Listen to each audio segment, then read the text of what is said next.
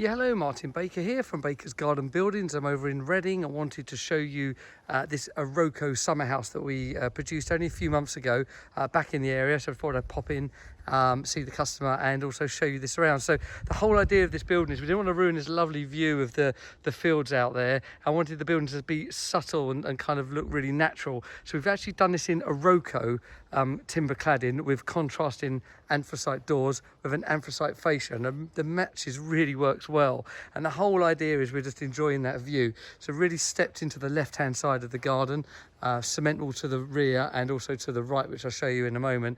And that Iroko just looks absolutely stunning. Because of the size of the building, it's only 4.5 wide. We've gone with a threefold bifolding doors, so 3 meters wide, and then a fixed panel next to it. I'll show you that with the doors open. These are the widest possible you can get on a 3-pane. You might have seen this before. They open nice and easily. Just pan open, really nice and light as that aluminium.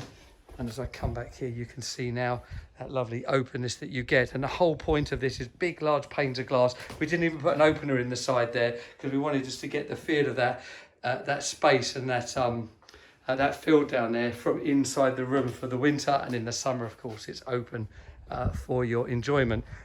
Also, to be subtle to anyone else passing this field, we actually done that side in the dark grey anthracite. So really from the field you can't really see it at all. It's very subtle, but from the house it works lovely with that Iroko. And I really like the contrast of those two colours there. Slightly shortened overhang. Again, everything just to keep this building set back in and not being too prominent in any position, so it just works really nicely. So there you go, that's a 4.5 wide, 3 meter deep bifold summer house over in Reading. Thank you.